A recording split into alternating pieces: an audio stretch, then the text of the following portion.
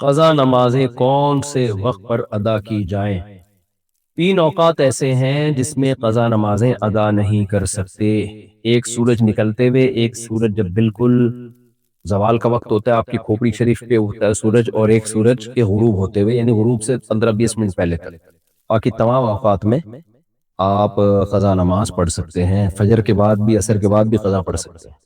قرآن خوالی کی جلیبی کھانا کیسا ہے؟ اگر جلیبی کھا لی تو قرآن پڑھنے کا ثواب نہیں ملے گا کیا؟ میں نے بہت جلیبیاں کھائی ہیں اپنے محلے میں، کیونکہ جیسے ہی کراچی کے حالات خراب ہوتے تھے، ہماری مسجد کے امام سارے محلے کے بچوں کو بلاتے تھے، آ جاؤ قرآن خوانی ہوگی، تاکہ کراچی کے حالات ٹھیک ہو جائے۔ اور پھر اس کے بعد گرم گرم جلیبی ملتی تھی، تو سارے محلے کے بچے جاتے تھے، اور ایسی مزے کی گرم جلیبیاں ہوتی تھیں، اب تک یاد آتی ہیں۔ تو اللہ تعالیٰ معاف فرمائے۔ بہرحال قرآن خوانی کا پوچھے کہ یہ ٹھیک بھی ہے یا نہیں ہے، تو رقیہ کے طور پہ تو قرآن خوانی جائز ہے، کیونکہ رقیہ کا تعلق ہے دم وغیرہ سے، تو اس کے لیے قرآن و سنت سے ثبوت کی ضرورت نہیں ہے۔ تو اگر آپ نے رقیہ کیا اور کسی نے گرام میں جلیبی کھلا دی، بچے آئے ہوئے ہیں یا بڑے آئے ہوئے ہیں، تو کوئی حرج نہیں ہے۔ لیکن ایصال ثواب کے لیے قرآن خوانی یہ جائز نہیں ہے، کیونکہ ایصال ثواب کے لیے قرآن خوانی ایک عبادت کے طور پر کی جاتی ہے، اور عبادت کے لیے نبی صلی اللہ علیہ وسلم، صحابہ کرام، اسلاف سے ثبوت چاہیے۔ ہمیں نہیں ملتا کہ اسلاف میں کسی کے مرنے پر کسی نے قرآن خوانی کی ہو، تو اس لیے وہ قرآن خوانی ٹھیک نہیں ہے۔ جلیبی تو پھر اس کے بعد کی چیز۔ باقی جلیبی کھانے سے قرآن کا اجر ضائع ہوگا یا نہیں ہوگا؟ تو اگر قرآن پڑھا جلیبی کی نیت سے تھا تو پھر تو اجر نہیں ملے گا۔ اگر قرآن کی نیت سے پڑھا تھا، غریبی میں جلیبی کھا لی، تو اس سے انشاءاللہ قرآن کا اثر ضائع نہیں ہوگا، قرآن کا ثواب ضائع نہیں ہوگا۔ میں یو اے ای میں رہتا ہوں، یہاں عرب لوگ بہت اچھی طرح سے وضو کرتے ہیں لیکن پیر نہیں دھوتے، موزوں پر ہاتھ بھگو کر پھیر دیتے ہیں، کیا ان کے پیچھے نماز پڑھ سکتے ہیں؟ نہیں پڑھ سکتے۔ تو نبی صلی اللہ علیہ وسلم کے دور میں یہ موزے تھے ہی نہیں، تو اس پہ مسح کا جواز کہاں سے ثابت ہوگا؟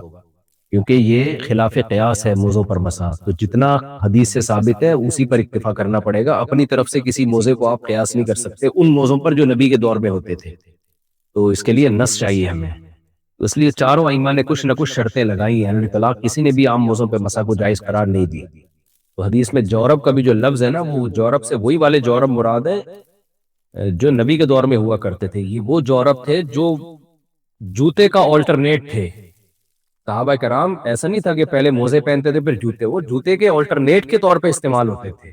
تو اس لیے سب فقہا نے یہ شرطیں، کچھ نہ کچھ شرطیں لگائی ہیں۔ ان کا بڑا مقصد یہی ہے کہ کسی درجے میں جوتے کا آلٹرنیٹ بنے ہوئے۔ کسی نے شرط لگائی اتنے میل چل سکتا ہو، کسی نے کہا پانی نہ جاتا ہو، بال وہ شرطیں تو فقہ کی کتابوں میں تفصیل سے، لیکن یہ جو عام موزے ہوتے ہیں ان میں وہ شرطیں نہیں پائی جاتی۔ بعض نے تو یہاں تک کہا کہ اگر ٹیشو پیپر بھی کوئی پاؤں پہ لپیٹ دے گا تو اس پہ بھی مسح جائز ہے۔ یہ بھی غلط ہے، تو کیونکہ پھر تو ٹیشو پیپر کو بھی جائز، کچھ بھی چڑھا لو تھوڑی ہو جاتا ہے اس سے۔ اور یہ تو موزے بعض لوگ کہتے ہیں حرج کی وجہ سے ہے نا، کہ موزے اتارنے میں حرج واقع ہوتا ہے، اس لیے شریعت نے وضو پاؤں میں مسح کی اجازت دی۔ تو عام موزے اتارتے ہوئے بھی حرج ہوتا ہے، یہ بات ہی غلط ہے۔ عام موزے اتارنے میں حرج نہیں ہوتا، عام موزے پہن کے بھی پورا وضو ہو سکتا ہے، پاؤں گیلے ہو سکتے ہیں آپ کے۔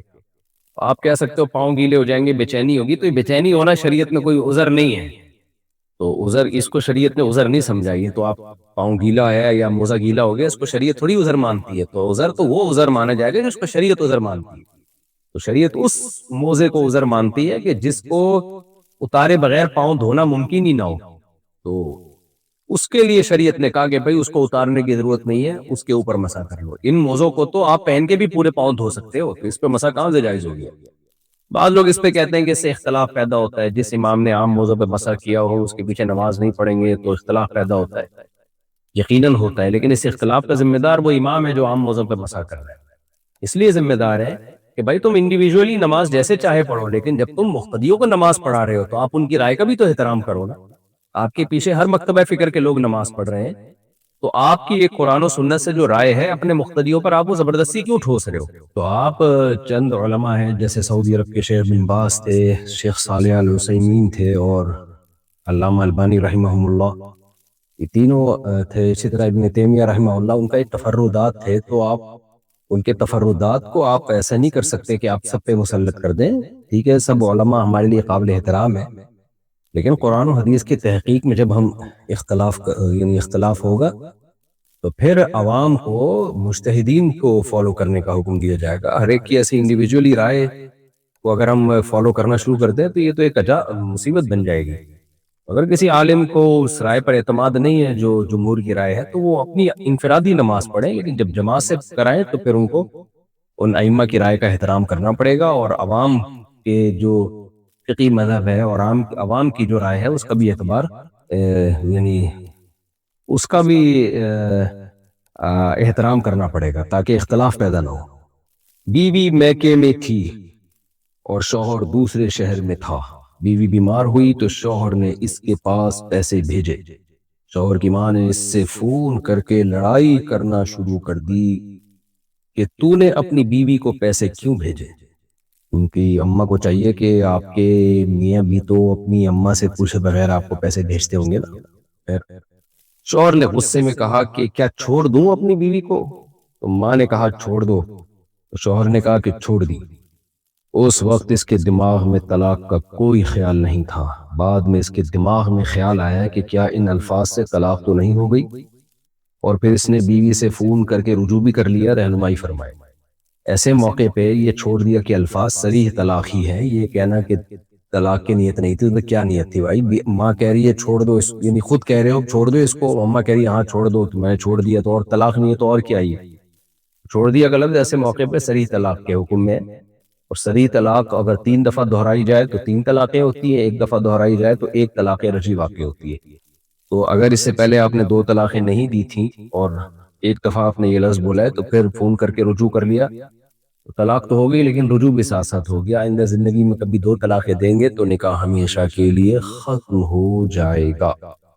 فیضان صاحب کراچی سے, کیمرہ بیچنا اور ریپیئر کرنا کیا حلال ہے؟ کچھ لوگ اس کام کو حرام کہتے ہیں کیونکہ کیمرے سے تصویر بنائی جاتی ہے.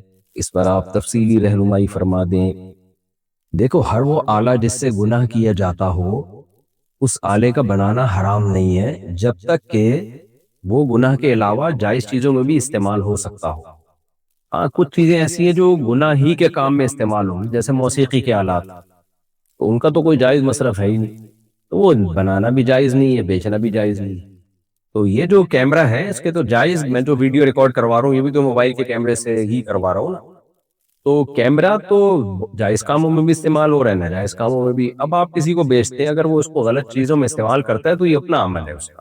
اس کی مثال ایسے ہے جیسے آپ چھری بنا کے بیچتے ہیں, چاقو, چاقو سے تو لوگ بندے بھی قتل کرتے ہیں. اسلحہ کا کاروبار لوگ کر رہے ہیں, تو کتنے بڑے بڑے جو دکانیں کھلی ہوئی ہیں اسلحے کی, تو حالانکہ ان اسلحوں سے ناجائز قتل بھی ہوتے ہیں, ڈکیتیاں بھی ہوتی ہیں, لیکن یہ ان کا ہیڈک تھوڑی ہے. تو کہہ رہے ہیں بھائی ہم نے تو اپنے ڈیفنس کے لیے اسلحہ بنایا, آپ اب کوئی غلط استعمال کر رہا ہے تو غلط استعمال کر رہا ہے, اس کو وہ ناجائز, اس کا عمل ناجائز ہوگا. لہذا آپ کیمرے کا کام کر سکتے ہیں, اگر کوئی اسے غلط استعمال کرے گا تو وہ خود گناہگار ہوگا, انشاءاللہ آپ کو گناہ نہیں ہوگا. اے ٹی ایم کارڈ سے خاص جگہ سے خریداری پر ڈسکاؤنٹ کا حکم. میرا ایک بینک اکاؤنٹ ہے, اس کی طرف سے یہ آفر آتی ہے کہ اگر آپ فلاں ویب سائٹ سے آن لائن خریداری کریں اور پیمنٹ اسی بینک کے ڈیبٹ کارڈ یا اے ٹی ایم کارڈ سے کریں تو آپ کو 10 یا 20% ڈسکاؤنٹ ملے گا. کیا یہ ڈسکاؤنٹ لینا میرے لیے جائز ہے یا نہیں؟ مصدق شاہ ابو ظہبی سے. جائز ہے آپ کے لیے ڈسکاؤنٹ لینا. آپ اگر کسی خاص بینک نے آپ کو آفر دی ہے کہ آپ ہمارے ذریعے سے شاپنگ کریں گے تو ہم آپ کو ڈسکاؤنٹ دیں گے, اس میں سود کا کوئی عنصر نہیں ہے, یہ جائز ہے, کوئی حرج نہیں ہے اس میں. لیٹ نائٹ جاب کی وجہ سے کیا ہم فجر چھوڑ سکتے ہیں؟ میں یونیورسٹی کا اسٹوڈنٹ ہوں, صبح پڑھائی کرتا ہوں اور دوپہر 3:30 سے رات 1 بجے تک جاب کرتا ہوں, کبھی اس سے بھی لیٹ ہو جاتا ہوں, تو میرے لیے بہت مشکل ہوتا ہے کہ میں فجر کی نماز پڑھوں. تو مجھے مشورہ دے دیں کہ میں کیا کروں جبکہ جاب کرنا بھی ضروری ہے. قاسم طارق فیصل آباد سے. جناب میرا دین ہوتا, میں آپ کا اللہ ہوتا, معاذ اللہ نقل کفر نباشت, تو میں آپ کو چھوٹ دے دیتا. آپ اللہ نے تو جو دین بنایا ہے اس میں 5 نمازیں ایسی فرض کی ہیں کہ چھوٹ رکھی نہیں ہے اس میں. تو آپ الارم لگا کے سویا کریں, تیز الارم, اور فجر کے لیے اٹھ جایا کریں. بھرپور طریقے سے آپ نے الارم لگا دیا, اپنے کان کے قریب رکھ دیا, پھر بھی آنکھ نہیں کھلی تو پھر لیس فی النوم تفریط, پھر آپ کا قصور نہیں ہے. اللہ معاف کر دے گا، جیسے ہی آنکھ کھلے پھر اس وقت فجر پڑھ لیں. لیکن فجر کی نماز چھوڑنا آپ کے لیے جائز نہیں ہے، اس عذر کی بیس پہ کسی کے لیے بھی جائز نہیں ہے. تو 5 نمازیں یہ اسلام کا رکن ہے، ان میں چھوڑنے کا آپشن کسی مسلمان کے پاس نہیں ہے. لہذا جیسے آپ کے لیے کمانا ضروری ہے، بالکل اس سے بھی زیادہ آپ کے لیے نماز پڑھنا بھی ضروری ہے. تو اس لیے آپ اپنی جان پہ رحم کھائیں. قیامت کے دن جو سب سے پہلا حساب و کتاب ہوگا وہ نماز کا ہوگا. تو آپ الارم لگا کے سویا کریں، اٹھ کے نماز پڑھیں، مسجد میں جائیں، جماعت سے نماز پڑھ کے آ کے دوبارہ سو جائیں. اس میں کیا حرج ہے؟ کچھ دن تک نیند ڈسٹرب ہوگی، اس کے بعد عادت ہو جائے گی آپ کو. پیشاب روک کر نماز پڑھنا جائز ہے. یہاں یونان میں کافی ٹھنڈ ہوتی ہے، اکثر ایک وضو سے 2-3 نمازیں پڑھنے کی کوشش ہوتی ہیں. مثلا اگر عصر کے لیے وضو کیا تو اسی وضو سے مغرب کی نماز پڑھتے ہیں. اس دوران اگر پیشاب آتا ہو تو اسے روک کر رکھتے ہیں اور سوچتے ہیں کہ نماز کے بعد جا کر کریں گے. اگر پیشاب روک کر نماز پڑھنا جائز ہے یا نہیں؟ الماس صاحب یونان سے. بہت تیز اگر پیشاب آ رہا ہے نا تو پھر روک نہیں سکتے اس کو، کیونکہ نبی صلی اللہ علیہ وسلم سے صراحتاً اس بارے میں حدیث ہے کہ مدافعات اخبثین کے وقت آپ صلی اللہ علیہ وسلم نے نماز پڑھنے سے منع کیا، کیونکہ اس سے نماز میں دل نہیں لگے گا. ہلکا پھلکا آ رہا ہے وہ تو 24 گھنٹے ہر آدمی کو تھوڑا بہت مثانے میں پیشاب تو ہوتا ہی ہے، وہ تھوڑا یعنی ہلکا پھلکا ہے، پریشر زیادہ نہیں ہے. آپ سمجھتے ہیں کہ نماز میں دل لگا رہے گا میرا، بار بار پیشاب کی طرف توجہ نہیں جائے گی نماز میں، تو پھر آپ روک کے نماز پڑھ سکتے ہیں. لیکن اگر پریشر سے آ رہا ہے تو پھر آپ وضو کر لیں، پیشاب کر کے دوبارہ وضو کر لیں. نبی صلی اللہ علیہ وسلم نے فرمایا سردیوں میں وضو سے گناہ ایسے جھڑتے ہیں جیسے سردیوں میں درخت کے پتے جھڑتے ہیں، بہت تیزی سے گناہ جھڑتے ہیں سردیوں میں وضو کرنے سے. تو یہ فضیلت ہے. اس 2 باتوں کا حکم دیا، یا ایھا الذین آمنوا اتقوا اللہ، اے ایمان والو اللہ سے ڈرو. وَلْتَنْظُرْ نَفْسٌ مَا قَدَّمَتْ لِغَدٍ، ہر شخص یہ دیکھے کہ وہ کل کے لیے کیا کر رہا ہے.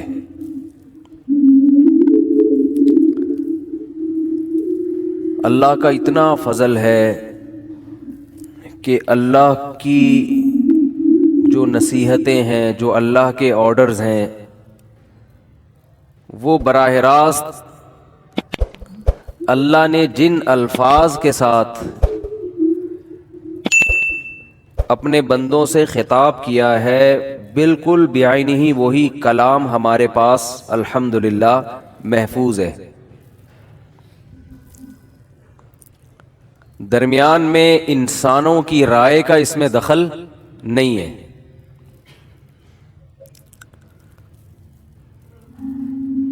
تو اللہ تعالی ہمیں جن باتوں کا حکم دیتے ہیں، جن کاموں کا حکم دیتے ہیں، اللہ سے ہٹ کر ہمیں کوئی بھی نہ ان باتوں کا حکم دیتا ہے نہ ان کاموں کا حکم دیتا ہے. صبح اٹھنے سے لے کے رات سونے تک آپ کچھ سن رہے ہوتے ہیں، کچھ کہہ رہے ہوتے ہیں، کچھ پڑھ رہے ہوتے ہیں، کچھ دیکھ رہے ہوتے ہیں. یہی ہوتا ہے نا؟ کیا ہو گیا؟ تو یہی ہوتا ہے، تو بتا دیں یہی ہوتا ہے. کہہ کیا رہے ہوتے ہیں سارا دن؟ یہ کھانا ہے، یہ نہیں کھانا ہے، آج وہاں جانا ہے، وہاں نہیں جانا ہے، آج یہ کمانا ہے، یہ نہیں کمانا ہے، آج ایسے کمانا ہے، آج یعنی کمانے کی، کھانے کی، پہننے کی، رہنے کی فکروں میں 24 گھنٹے انسان کے گزرتے ہیں. اور ان فکروں میں جو کامیاب ہو جائے تو کامیاب انسان ہے. کیا خیال ہے بھائی؟ جو کھانا تھا وہ کھا لیا، جو سوچا تھا وہ آ گیا سامنے. سوچا تھا صبح پراٹھا کھائیں گے، کھا لیا، ہضم بھی ہو گیا. دوپہر سوچا تھا یہ کھائیں گے، کھا لیا. فلاں جگہ رہیں گے، رہنے کا انتظام ہو گیا، فلاں سواری ہونی چاہیے اس کا انتظام ہو گیا. تو ہمارے سارے دن جن باتوں میں گزرتے ہیں وہ یہی باتیں ہوتی ہیں. لیکن اللہ یہ بات ہی نہیں کرتا کہ کس چیز پہ سوار ہونا ہے، کیا کھانا ہے، یہ چیزیں اشارتاً تو ہیں قرآن میں، صراحتاً نہیں ہے۔ صراحتاً کیا ہے، یہ جو میں نے آیت پڑھی وہ ایک الگ ہی دنیا کی بات کرتا ہے۔ یا ایھا الذین آمنوا اتقوا اللہ، اے لوگو جو ایمان لائے ہو۔ قرآن میں بہت سے مقامات پر انسانیت سے خطاب ہے، جس میں غیر مسلم بھی مسلم بھی سب داخل ہیں۔ بہت سے مقامات پہ خطاب ہے قرآن میں صرف ان لوگوں سے جو قرآن کو اللہ کی کتاب مان چکے ہیں، تو اللہ انہیں بھی حکم دیتا ہے اتقوا اللہ، اللہ سے ڈرو۔ اب آپ مجھے بتاؤ، یہ حکم فزکس کی کتابوں میں آپ نے دیکھا؟ بولے نا یار کیا ہو گیا، ڈان میں پڑھا آپ نے؟ اخبار پڑھتے ہیں نا روزانہ، جنگ اخبار میں دیکھا کبھی کہ آج کی پہلی تازہ موٹی سرخی کہ سب لوگوں کو چاہیے کہ اللہ سے ڈریں اور سوچیں کل کے لیے کیا کر رہے ہیں۔ اخبار میں ایڈ آتا ہے کہ روپیہ بچائیے کل کام آئے گا۔ یہ کل سے ان کی مراد یہ ہوتی ہے کہ جو واقعی ہفتے کو یا اتوار کو یا پیر کو کام آئے گا پیسہ، یہ اگلے سال 2022 میں کام آ جائے گا۔ یہ خبریں تو آتی ہیں، بیمہ پالیسی والے بتاتے ہیں کہ کل کے لیے آپ کیا کر رہے ہیں، انشورنس کمپنیاں بتاتی ہیں کہ سارا ابھی کھا جاؤ گے، کل کے لیے کچھ نہیں چھوڑا آپ نے۔ تو آئیے ہماری پالیسی کا ممبر بنیے، اور بنیے پتہ کسے کہتے ہیں؟ جو چونی اٹھنی کا حساب رکھتا ہے۔ تو آپ کو حادثہ ہوا نہیں ہے، لیکن آپ چونی اٹھنی بھی بچا کے جو کھا سکتے تھے وہ ہمیں دیں، تاکہ کل حادثہ ہو جائے تو آپ کے کام آئے، نہیں ہو تو ہم پی گئے۔ وہ یہی تو جوا ہے، یہی تو سٹا ہے، تبھی تو انشورنس حرام ہے۔ تو آپ ہمیں یعنی بنیے آپ، یہ بنیے کا کام ہے نا، توکل بالکل بھی نہیں ہوتا اس میں۔ روپیہ بچانا ہے نا کل کے لیے، تو اس کے اور بہت سارے اچھے طریقے ہیں جس میں بچے گا بھی زیادہ، اور حادثہ نہیں ہو تو بھی آپ کا فائدہ، حادثہ ہو تو بھی آپ کا فائدہ۔ خیر یہ ٹاپک نہیں ہے ابھی انشورنس کو چھیڑنا۔ تو اخباروں میں اشتہار آتا ہے روپیہ بچائیے کل کام آئے گا، لیکن اس سے پہلے اللہ سے ڈرو یہ نہیں لکھا ہوا ہوتا، یہ لکھا ہوا نہیں ہوتا۔ قرآن کہہ رہا ہے اے ایمان والو اللہ سے ڈرو، اور تم میں سے ہر شخص یہ دیکھے کہ وہ کل کے لیے کیا کر رہا ہے، کل کے لیے کیا تیاری کر رہا ہے۔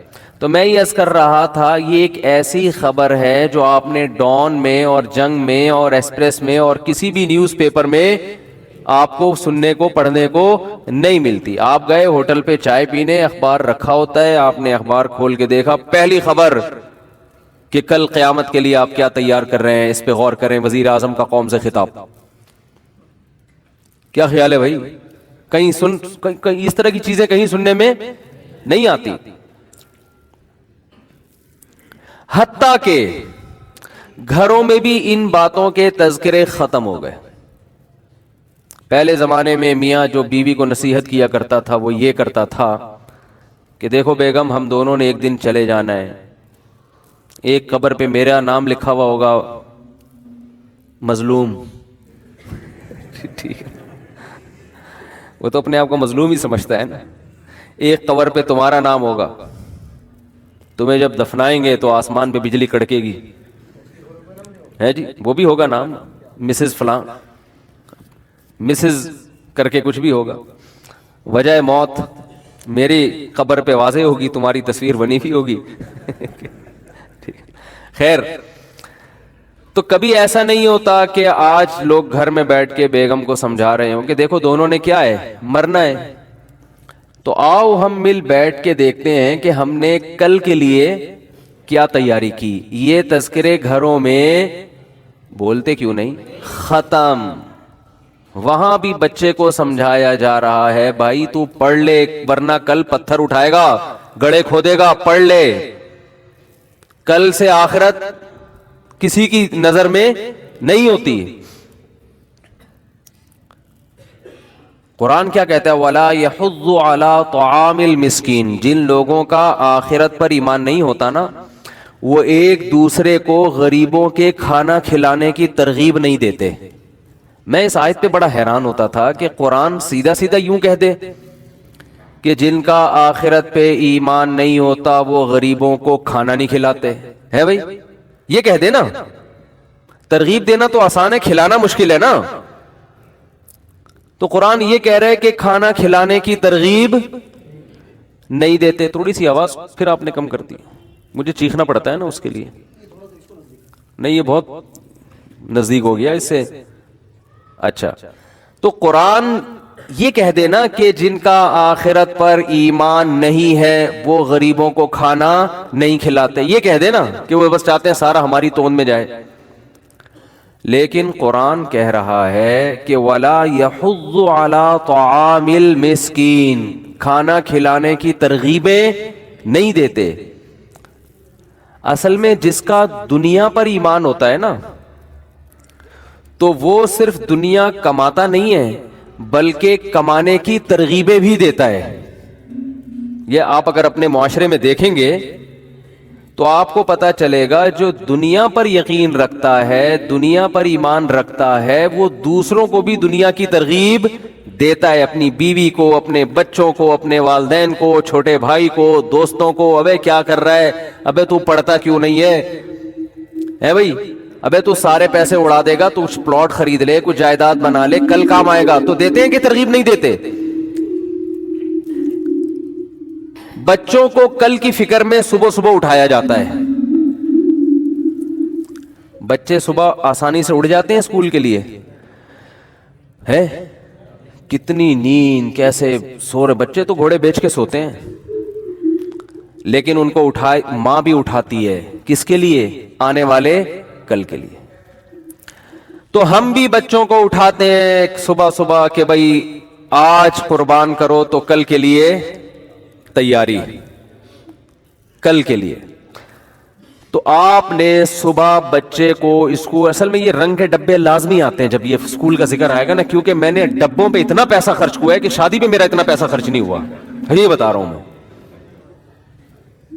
تو اپنی ٹھڑک بھی نکالتا ہوں نا یا غصے. ہر تھوڑے دن میں بچے آئے ہوئے ہوتے ہیں، ابو وہ کلر کے 3 ڈبے چاہیے. اتنے تو ڈبے آپ گھر میں جو ڈسٹیمپر کرتے ہو نا اس پہ اتنا خرچہ نہیں ہوا ہوتا. پھر وہ ابو یہ چاہیے، ابو یہ چاہیے، ابو یہ چاہیے، ابو یہ چاہیے، آج اس پہ کتابیں چاہیے، آج اس پہ وہ پلاسٹک چڑھانی ہے، وہ پیسے چاہیے اس کے. پھر اس کے جوتے پھٹ گئے تو ٹیچر نے کہا نیا جوتا چاہیے.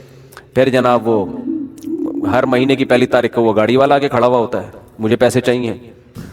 ٹھیک ہے، کرونا میں 3 مہینے چھٹی، لیکن اس کو پیسے چاہیے.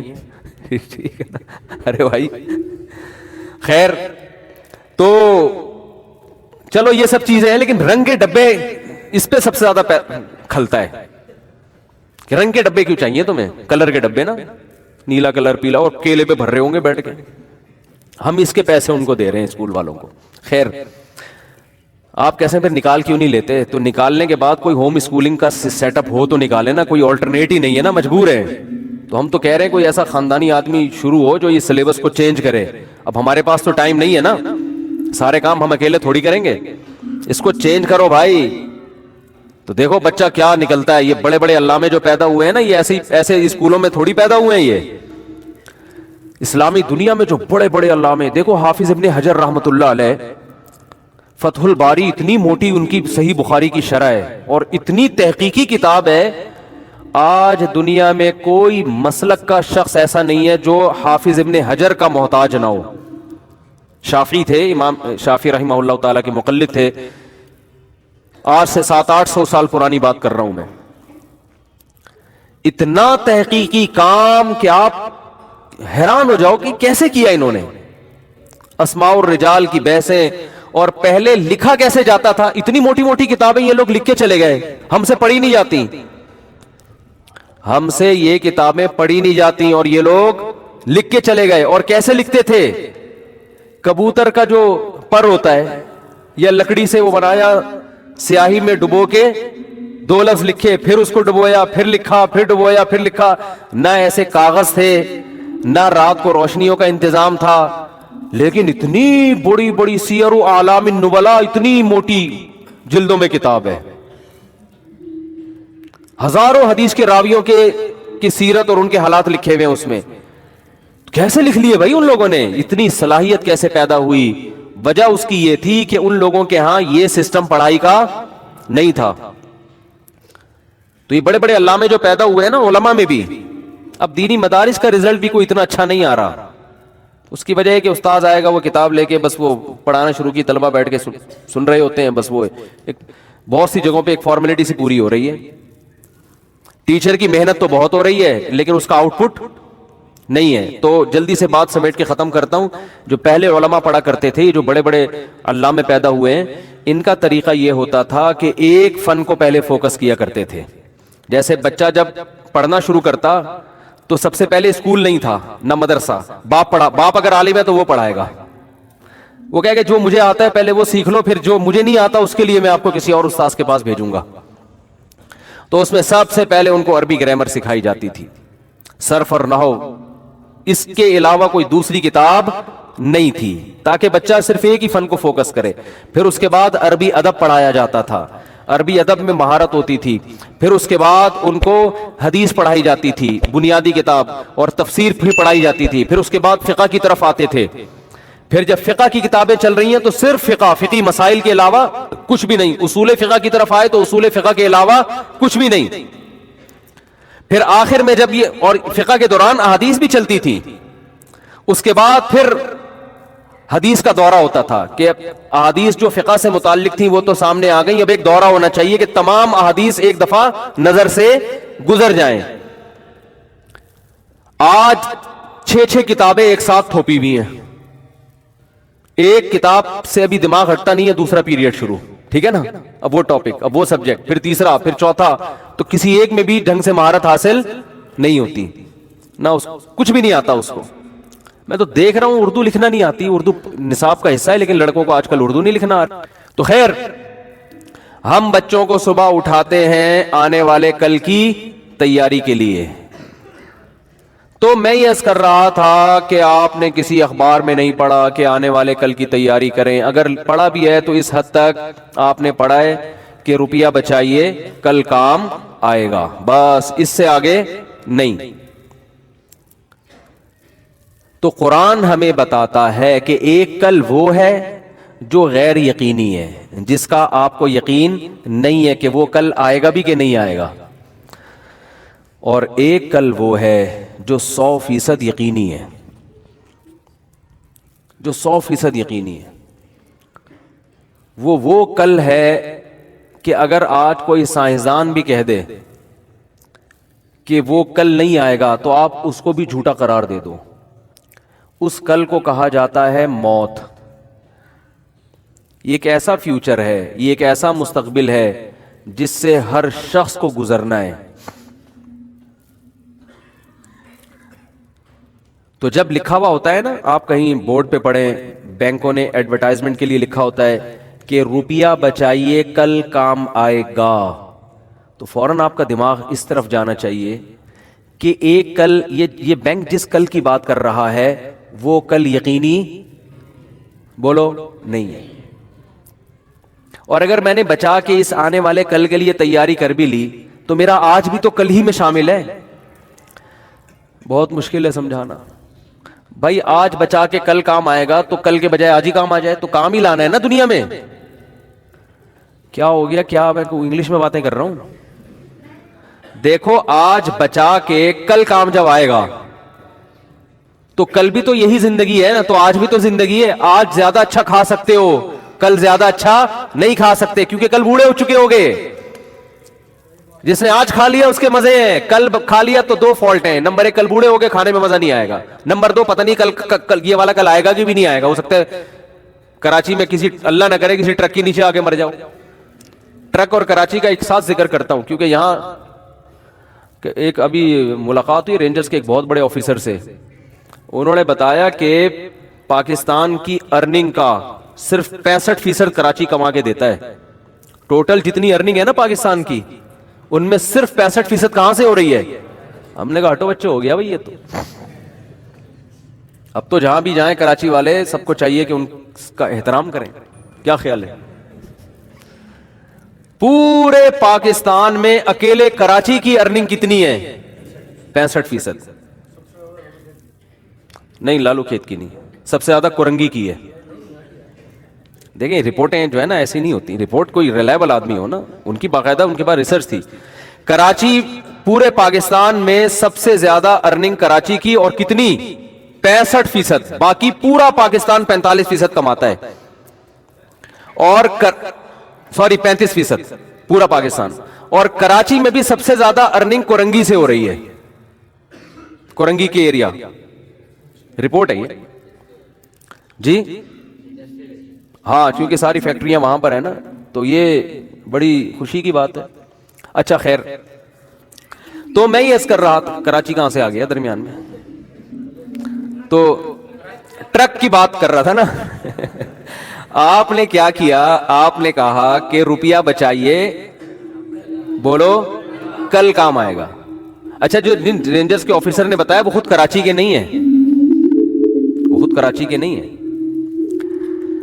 تو اچھا اس میں یہ بھی ہے کہ بعض لوگ قوم پرستی پہ لے جاتے ہیں کہ معاذ اللہ کراچی کو الگ ہونا چاہیے. یہ نعرے بالکل غلط ہیں.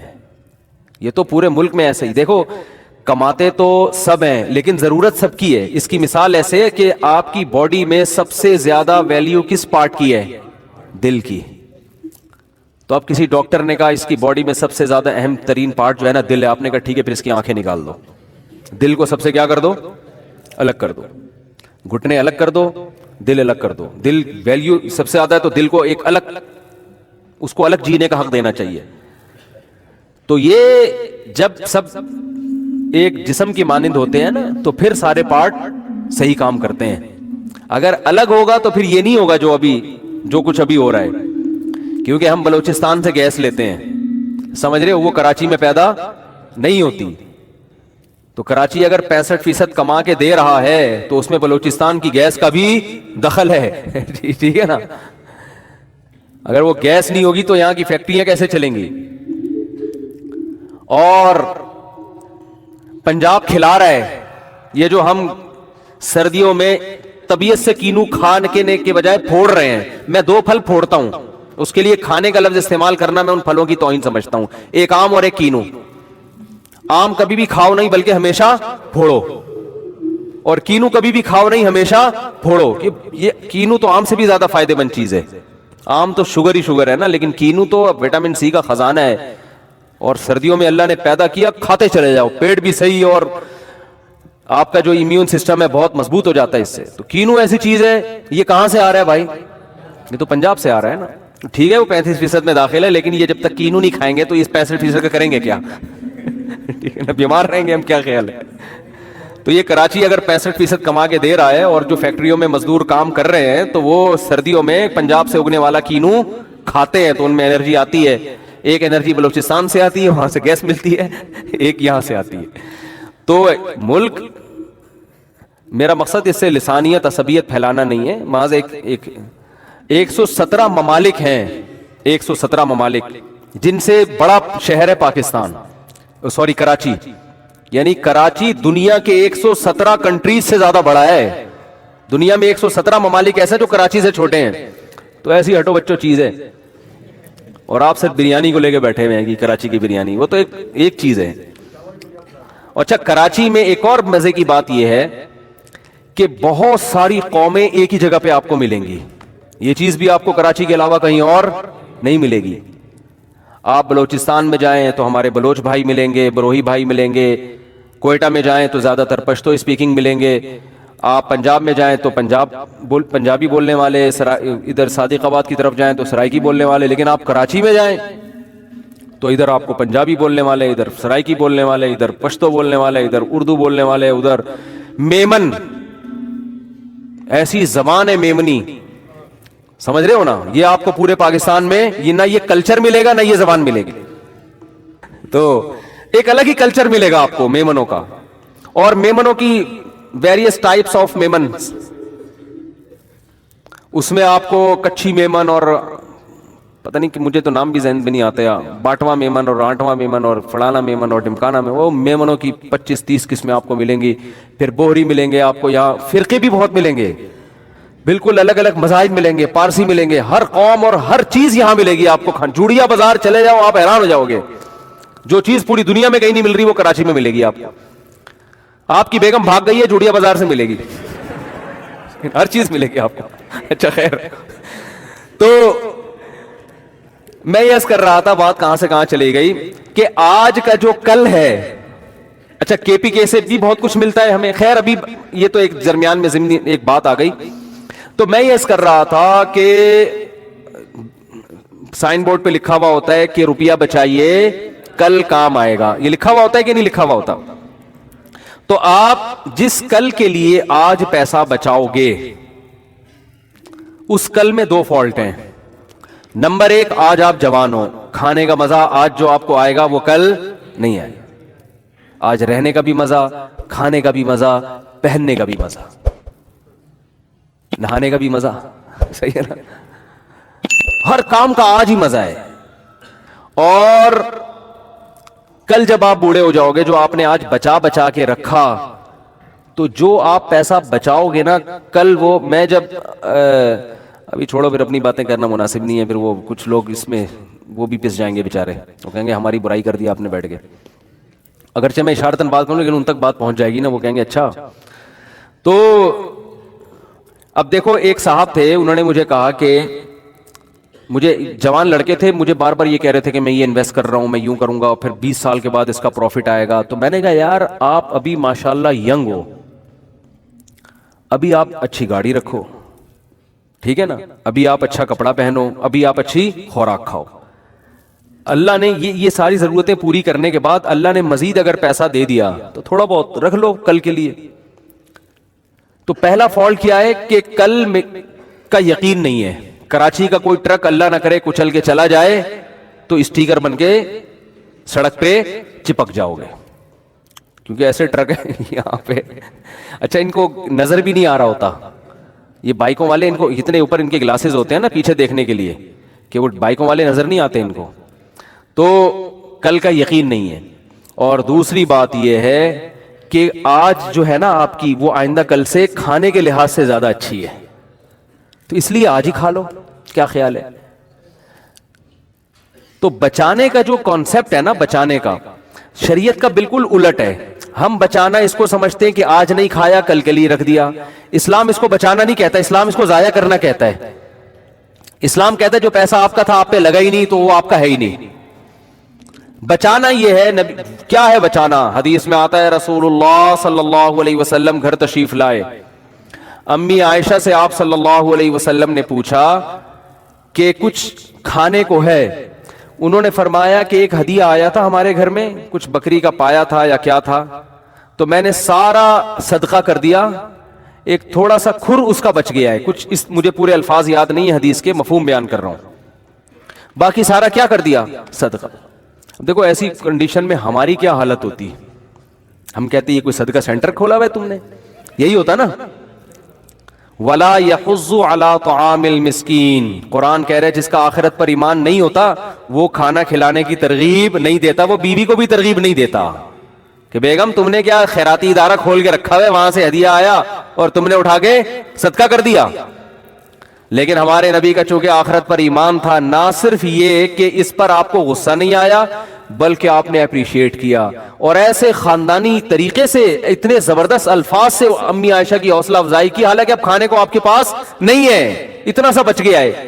تو آپ نے فرمایا کہ عائشہ تم جو یہ کہہ رہی ہو کہ سارا صدقہ کر دیا، بچا صرف یہ ہے؟ فرمایا نہیں، بچا وہ ہے جو صدقہ کر دیا، یہ ختم ہونے والا ہے.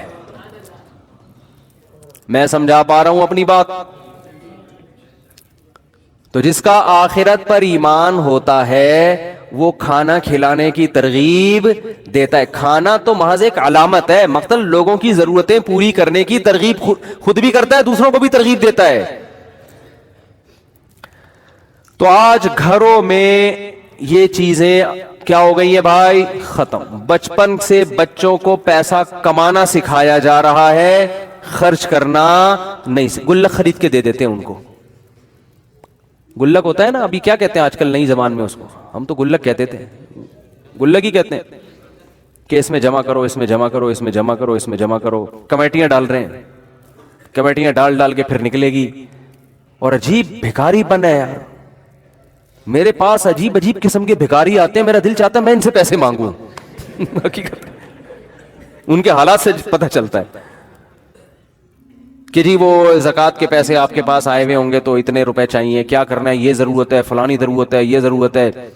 تو میں کہتا ہوں آپ کی تو اتنی تنخواہ ہے, کہتے ہیں وہ ہم نے کمیٹی ڈالی ہوئی اصل میں آڑے وقت کے لیے. جس آدمی نے کمیٹی ڈالی ہوئی ہے اس کا مطلب اس کے پاس تون بھرنے کے لیے ضرورت سے زیادہ ہے, تبھی تو نکل رہی ہے کمیٹی, کمیٹی کے لیے پیسے نکل رہے ہیں. تو میں بھی بہت ڈھیٹ ہوں الحمدللہ اس معاملے میں, اللہ نے مجھے بڑا ڈھیٹ بنایا ہے. میری جیب سے پیسہ نکالنا آسان نہیں ہے, یہ بتا دوں. آپ سمجھ رہے اتنی سخاوت تو مفتی صاحب کے پاس جب جا کے مانگو ایک دم نوٹوں کی گڈی نکال کے دیں گے.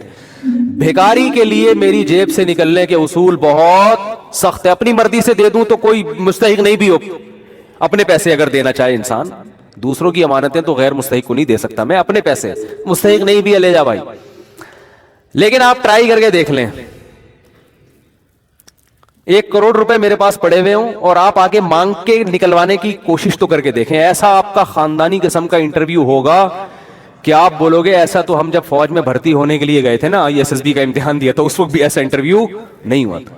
کیوں لے رہا ہے بھائی تو پیسے؟ ایک صاحب آئے کہ مجھے بہت شدید ضرورت ہے, میں بالکل یہ ہو رہا ہوں, اور بہت ایسے واقعی بڑی ضرورت تھی ان کو, بیماری چل رہی تھی, کوئی پتہ نہیں کینسر تھا کیا تھا, اور اب میں بہت پریشان ہوں تو مجھے اتنے لاکھ روپے چاہیے اور واقعی ضرورت تھی. تو آپ کوئی زکوٰۃ سے بھی تعاون کر دیں یا صدقے سے کر دیں. یہ ہے جو کل جن کے ہاں کل کا مفہوم بالکل کیا ہے, چینج ہے. ادھر نبی کی حالت کیا ہے, اپنی ضرورت قربان کر کے کل کے لیے امی عائشہ نے دے دیا تو حوصلہ افزائی کر رہے ہیں, چلو آج بھوکے رہ جاتے ہیں, کل اللہ ہمارا پیٹ بھر دے گا. حدیث میں آتا ہے نا, نبی صلی اللہ علیہ وسلم نے فرمایا قیامت کے دن اللہ اعلان کرے گا, کہاں ہیں وہ لوگ جب میں بھوکا تھا تو انہوں نے مجھے کھلایا, جب میں پیاسا تھا تو انہوں نے مجھے پلایا. کیونکہ قیامت کے دن لوگ بھوک اور پیاس سے تڑپ رہے ہوں گے تو لوگ کہیں گے اے اللہ تو کہاں سے بھوکا ہو سکتا ہے, تو کہاں سے پیاسا ہو سکتا ہے؟ تو اللہ کہے گا میری مخلوق بھوکی تھی, اس مخلوق کا جس نے خیال رکھا تو وہ ایسے تھا جیسے اس نے میرا خیال رکھا. دیکھو آپ کسی بچے کو بھوکا ہو کھلا دو, باپ خوش ہوتا ہے کہ نہیں ہوتا؟ کیونکہ باپ کا اس سے کیا ہے, تعلق. تو اللہ کا بھی مخلوق سے تعلق ہے. نبی صلی اللہ علیہ وسلم جب مشرکین مکہ کو یہ باتیں بتاتے تو وہ اعتراض کرتے, انطعم من لو یشاء اللہ اطعما. دیکھو کیسے اعتراض کر کے نا کسی بھی چیز پہ آپ اعتراضات کر کے جان چھڑا سکتے ہو. وہ کہتے تھے کہ ہم اگر اللہ چاہتا ہے, اللہ کو اپنی مخلوق کا اتنا خیال ہے تو خود ہی کیوں نہیں کھلا دیتا. نبی صلی اللہ علیہ وسلم جب مشرکین کو ترغیب دیتے کہ غریب مسکینوں کو کھانا کھلایا کرو تو وہ جواب میں کہتے انطعم من لو یشاء اللہ اطعما. اللہ چاہتا ہے کہ مخلوق کا پیٹ بھرے تو اللہ خود ہی کیوں نہیں بھر دیتا, اللہ خود ہی کیوں نہیں کھلا دیتا ان کو. تو اس لیے ہر اعتراض ایسا نہیں ہوتا کہ اس کا جواب دیا جائے. یہ تو بالکل واضح بات ہے کہ اللہ تو آزماتا ہے اپنے بندوں کو, نظام ہے اس کا, ایک سسٹم بنایا ہے اس نے. تو چاہے تو اللہ دنیا میں غریب رکھے ہی نہیں اور امتحان ہو ہی نہیں. قرآن تو یہاں تک کہتا ہے اگر ہم چاہیں تو سب کو زبردستی ہدایت دے کے جنت میں لے جائیں. ہم تو یہ بھی کر سکتے ہیں, اللہ کو شوق تھوڑی ہے لوگوں کو جہنم میں ڈالنے کا. لیکن اللہ کا ایک نظام ہے کہ جنت میں وہ جائے گا جو امتحان میں پورا اترے گا, جو ناکام ہوگا اس کے لیے جہنم کی آگ ہے, اگرچہ اللہ اس آگ پہ خوش نہیں ہوتا. تبھی تو قرآن کہتا ہے ما یفعل اللہ بعذابکم, اللہ تمہیں عذاب دے کے کیا کرے گا, اس کو کوئی خوشی تھوڑی ہوتی ہے. ان شکرتم وآمنتم, بشرطے کہ تم شکر کرو اور ایمان لے کر آؤ. تم شکر کرو ایمان لے آؤ تو کیا ضرورت ہے اللہ کو عذاب دینے کی. اللہ اپنے بندوں کو عذاب دے کر خوش نہیں ہوتا. تو حدیث میں آتا ہے قیامت کے دن اعلان ہوگا, کہاں ہیں وہ لوگ جب میں بھوکا تھا تو انہوں نے مجھے کھلایا. دیکھو میں پیسہ خرچ کرنے پر زیادہ فوکس کرتا ہوں اپنے بیانات میں, بدنی عبادت کو میں عام طور پہ زیادہ فوکس نہیں کرتا. بدنی عبادت کرنے والے مارکیٹ میں ہول سیل کے حساب سے ملیں گے. دل میں دولت کی محبت نکل جائے ایسے آپ کو معاشرے میں آٹے میں نمک کے برابر ملیں گے. یہ جو دولت ہے نا, پیسہ, آج اس کو لوگوں نے خدا بنا لیا ہے, تبھی چہروں کی رونقیں ختم ہو گئیں. ہر وقت غریب غریب بنا پھر رہا ہوگا, پیسے ہی نہیں ہے, پیسے ہی, جب بھی بات پیسے ہی نہیں ہے یار, گزارا ہی نہیں ہو رہا, پیسے ہی نہیں ہے, گزارا ہی نہیں ہو رہا, یہی رونا ہے منہ سے, پتہ نہیں کیا عجیب. وہ خوش رہا کرو بھائی, بولو یار بنتا تو ایک پراٹھا تھا, 2 کھا لیا ہم نے, ٹھیک ہے نا, بنتا تو ایک بھی نہیں ہے. جو نیچرل خوراک ہے نا انسان کی 2 ٹائم ہے, یہ پراٹھے تو صبح صبح, یہ تو گریوی ہے. اللہ گریویاں بھی کھلا رہا ہے, پھر بھی کہتے ہیں پیسے ہی نہیں ہے, کرائے کے گھر میں رہ رہا ہوں. وہی منہ سے برستا رہے گا. ان کو کسی وظیفوں سے سکون نہیں ملنے والا, یہ پھر سکون کے لیے جاتے ہیں وظیفے بتاؤ. اور تمہارے اندر جو دنیا کی محبت کے گٹر ابل رہے ہیں نا, پیسہ, جو تم نے, ہندو تو پتھر کے بنے ہوئے بت کی عبادت کرتا ہے, آپ نے ان بتوں کو دل کے اندر داخل کر دیا ہے. یہاں سے نکالو, اور یہ جب تک روکڑا خرچ نہیں کرو گے نکلے گا نہیں ہے, یہ بتا دوں. اس کے لیے روکڑا خرچ کرنا ضرور, زبانی تقریروں سے نہیں ہوگا. نوٹوں کی گڈیاں نکال کے ہدیہ دیا کرو بھائی کو, بہن کو, اور صدقہ خیرات کیا کرو. اور نبی صلی اللہ علیہ وسلم نے فرمایا سب سے بہترین صدقہ وہ ہے تأمل الغنا وتخشى الفقر, کہ تمہیں ڈر ہو کہ صدقہ کیا تو کہیں غربت نہ آ جائے, اور نہیں کیا تو پیسہ بنا لوں گا مزید.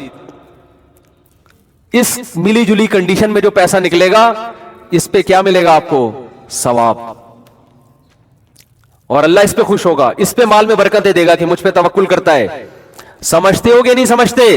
تو پیسے کو ایسا خدا بنایا ہوا ہے بھائی, بس کرو یار, میرا بنگلہ, میری گاڑی, میرے پیسے, میرا بستر, میری بائک, ٹھیک ہے دوستوں یاروں میں تھوڑا بہت شکر کے طور پہ ٹھیک ہے یار, گاڑی نہیں خریدی ہے, مٹھائی ہو جائے, چلو اچھی بات ہے, یہ شکرانے کے طور پہ تو ٹھیک ہے.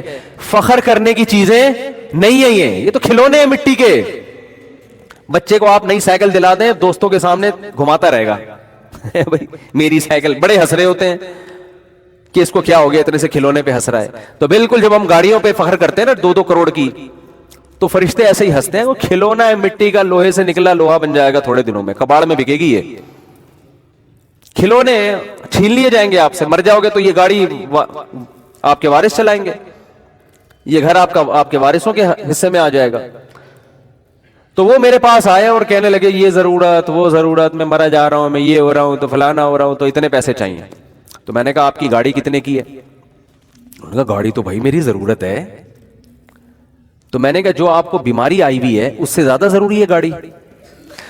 یہ لوگوں کی سوچ بتا رہا ہوں میں, اس کو سمجھیں, کیونکہ بیان جب تک مثال نہ دی جائے نا تو جو سمجھانا چاہ رہا ہے انسان وہ سمجھ میں نہیں آتا. اس لیے میں وہ جو ریئل مثالیں جو چل رہی ہیں مارکیٹ میں, جس طرح کے لوگوں میں چل رہا ہے حساب کتاب, میں نے کہا آپ کہہ رہے ہیں آپ کے پاس پیسے نہیں ہے کہ؟ میں نے کہا میرے پاس ہیں پیسے, میرے پاس پیسے ہیں, لیکن آپ کو دینے کے لیے نہیں ہے.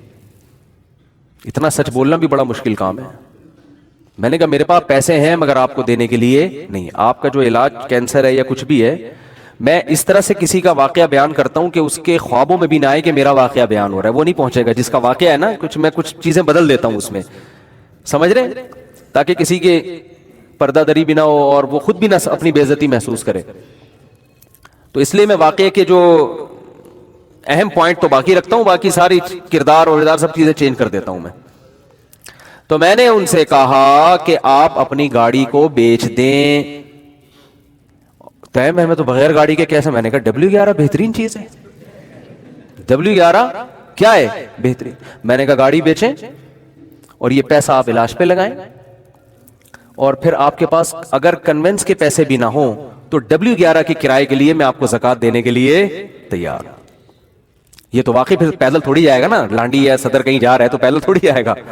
ویسے تو اصولی طور پر جو غیرت مند لوگ ہوتے ہیں وہ کہتے ہیں ہم پیدل چلے جائیں گے, W11 کا کرایہ بھی کسی سے نہیں لیں گے, لیکن پھر یہ اس کے لیے بہت زیادہ توکل چاہیے. چلو ہم اس کا مکلف نہیں بناتے. تو میں نے کہا کہ W11 ہے, چنچیاں بھی چل رہی ہیں. اب تو اللہ کا بڑا فضل ہو گیا, ایک چنچی سے یہاں سے پیٹرول پمپ پہ اترے, دوسری بدل کے دوسری چنچی کھڑی ہوگی گرو مندر پہ, ٹن مارا یہاں سے جیل روڈ کی طرف سے, شارٹ کٹ بنا ہوا ہے آج کل, ٹھیک ہے نا, پہنچے آپ پڑے. لیکن اس کے لیے تیار نہیں ہوتے, لوگوں سے مانگ رہے ہیں. اللہ کی ایک عادت ہے کہ جس نے مخلوق کے سامنے ایک دفعہ ہاتھ پھیلا لیا نا, تو بس دنیا میں ہم نے دیکھا ہے کہ پھر وہ پھیلاتا ہی رہتا ہے. اور حدیث میں آتا ہے من یستعفف, جس نے اپنی عزت کی حفاظت کر لی. کیسے؟ کہ ہاتھ نہیں پھیلاؤں گا کسی کے سامنے. اس کو کہتے ہیں عزت کی حفاظت. لوگ کہتے ہیں نا یار آج تک اس آدمی نے مانگا نہیں ہے کبھی.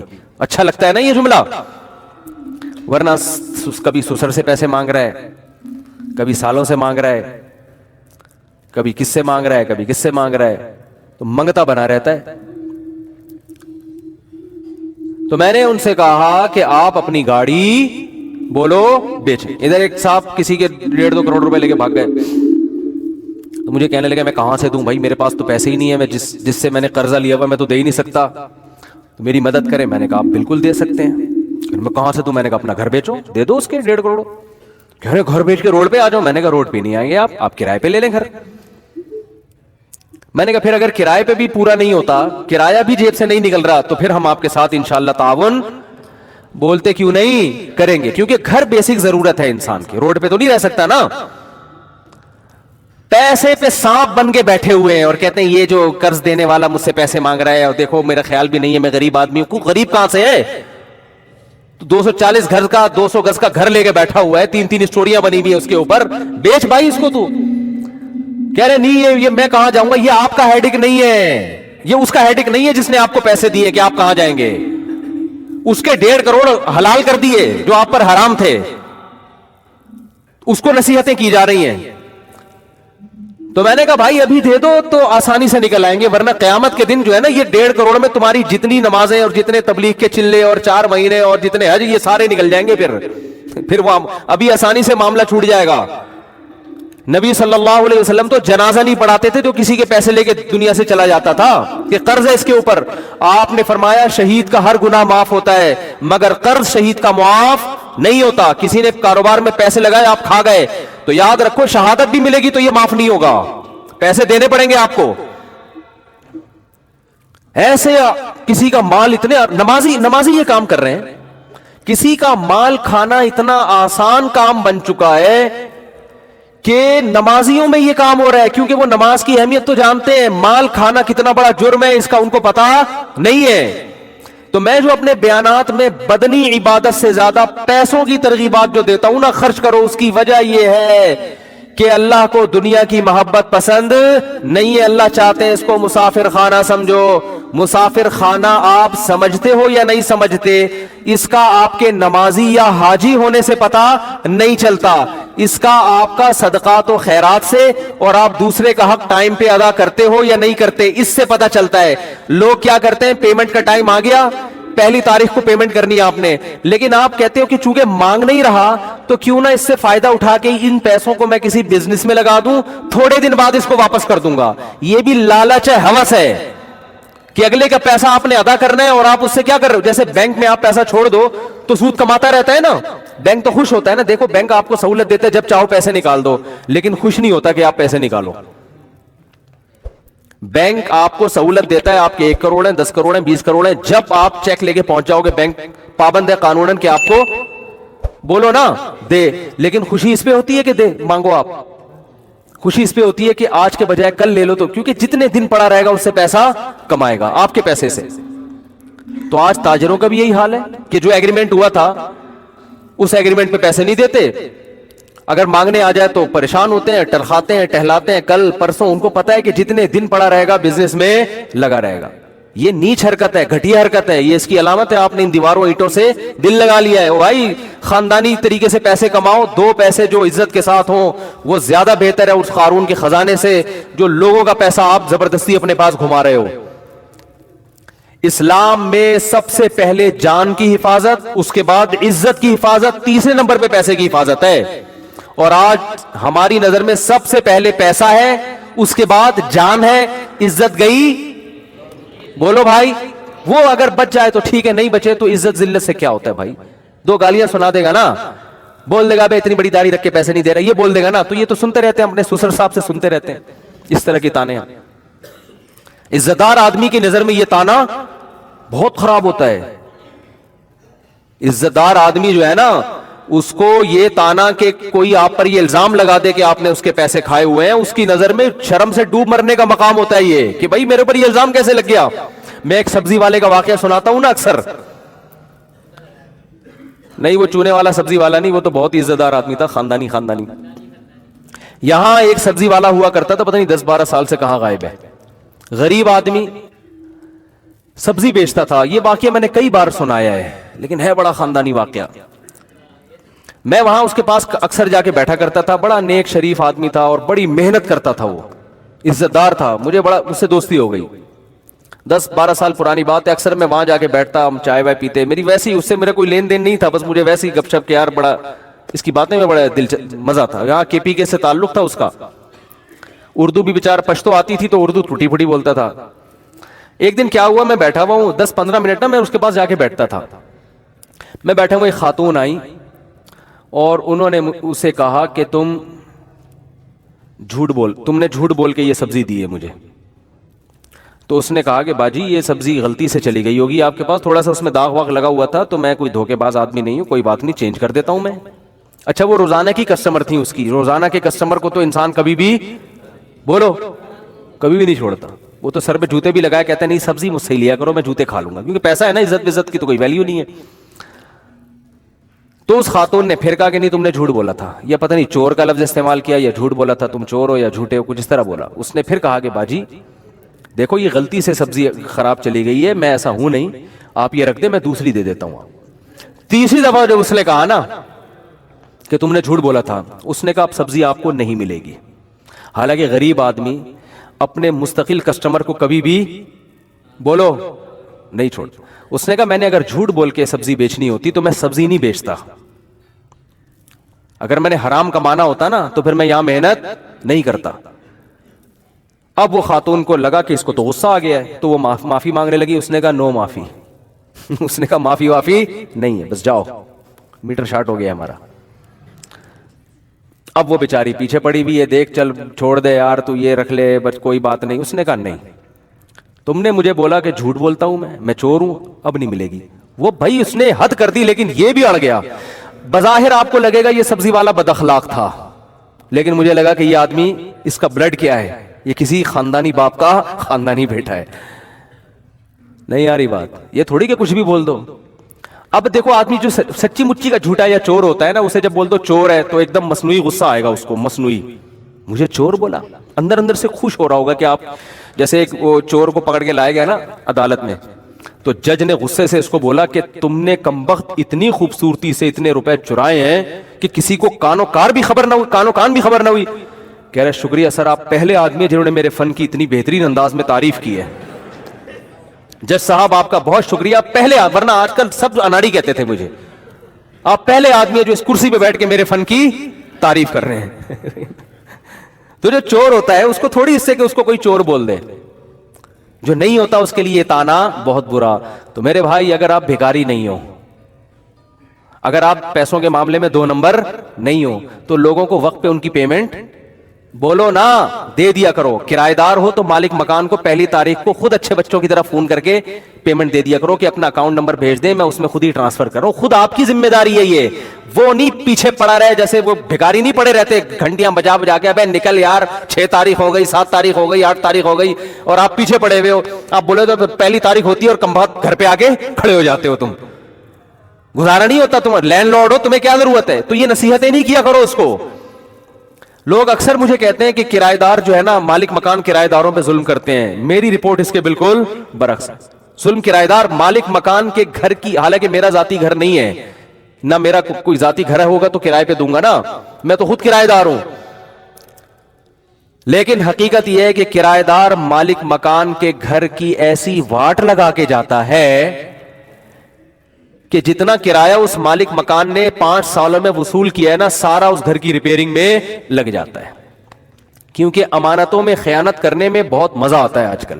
آپ یہ کرایہ دار یہ سمجھ کے استعمال نہیں کرتا کہ میرا گھر ہے، پھر کلر بھی اسی سے کروا رہا ہوگا.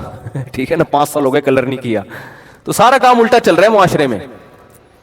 تو جلدی سے بات کو سمیٹ کے ختم کرتا ہوں.